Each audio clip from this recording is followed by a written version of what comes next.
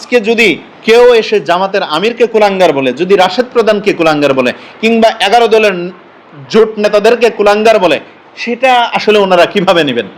রাজনীতিতে বাচ্চা এসে ভরে গেছে। রাশেদ প্রধান ভাই তিনি হয়তো ভুলেই গেছেন তিনি রাজনীতি করেন। দেখেন, কোনো রাজনৈতিক ব্যক্তি, কোনো রাজনৈতিক শিষ্টাচারের ভিতর দিয়ে যদি থাকা কোনো ব্যক্তি, সে কখনোই কোনো একজন রাজনৈতিক ব্যক্তি, কর্মী যেই হোক না কেন, তাকে এই ধরনের কুরুচি সম্পূর্ণ মন্তব্য কিংবা এই ধরনের গালিগালাজ করা সম্ভব নয়। আমি স্পষ্টভাবেই বলি, রাশেদ প্রধান ভাই তিনি হয়তো ভুলেই গেছেন তিনি রাজনীতি করেন।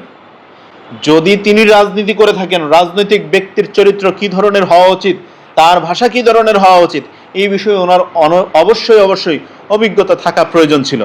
একজন জনগণের ভোটে, প্রত্যক্ষ ভোটে প্রধানমন্ত্রী, তাকে তিনি কুলাঙ্গার বলেন। আজকে যদি কেউ এসে জামাতের আমিরকে কুলাঙ্গার বলে, যদি রাশেদ প্রধানকে কুলাঙ্গার বলে, কিংবা 11 দলের জোট নেতাদেরকে কুলাঙ্গার বলে, সেটা আসলে ওনারা কিভাবে নেবেন?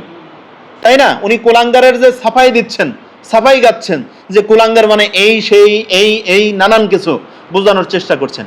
যদি আইসা রাশেদ প্রধানের বাবা বোনদেরকে মানুষ কুলাঙ্গার বলে, তাহলে কি তিনি এইভাবেই ব্যাখ্যা করবেন, না ভিন্নভাবে তিনি ব্যাখ্যা করবেন? কিংবা তার দলের নেতাকর্মী, কিংবা জামাতের নেতাকর্মী, এনসিপির নেতাকর্মী, নাহিদ ইসলামরেও যদি কেউ কুলাঙ্গার বলে, তারা কি ভিন্নভাবে কোনোভাবে কুলাঙ্গারের ব্যাখ্যা করবেন কিনা, এই বিষয়ে জানা দরকার। যদি একইভাবে উনি ব্যাখ্যা করে থাকেন যে জামাতের আমিরকে, রাশেদ প্রধানকে, শফিউল আলম প্রধানকে এবং তাসমিয়া প্রধানকে কেউ কুলাঙ্গার বললে একইভাবে যদি উনি ব্যাখ্যা করে থাকেন, তাহলে কোনোভাবে চেষ্টা করা যায় যে মনে হয় ওনাদের মাথায় সমস্যা আছে।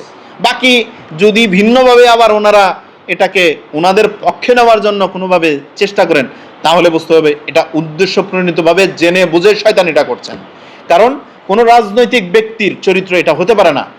এই কুরুচিপূর্ণ মন্তব্য দীর্ঘ সময় যাবৎ চলছে। জামাতের একজন নারী নেত্রী, তিনি পর্যন্ত এই ধরনের মন্তব্য করেছেন।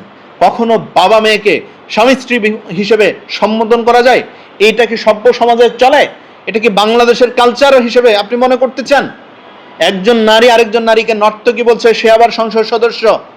একজন জামাতের এমপি পুরুষ, তিনি আবার যায়া ওয়াজের মাঠে যায়া বলতেছেন যে অমুক নারীর পেট, এই সে নানান কিছু এই ধরনের কথা বলছেন সংসদ সদস্যকে নিয়ে, তারা আবার ক্ষমা চাচ্ছেন। এটা কি? এটা কি রাজনীতি না খেলা? এটা কি সার্কাস? বাচ্চা খেলা? রাজনীতিতে বাচ্চা এসে ভরে গেছে। আমি মনে করতে চাই বিরোধী দলের নেতা জামাতের আমির শফিকুর রহমান সাহেব, তিনি কিছু বাচ্চাদেরকে নিয়ে রাজনীতি করছেন।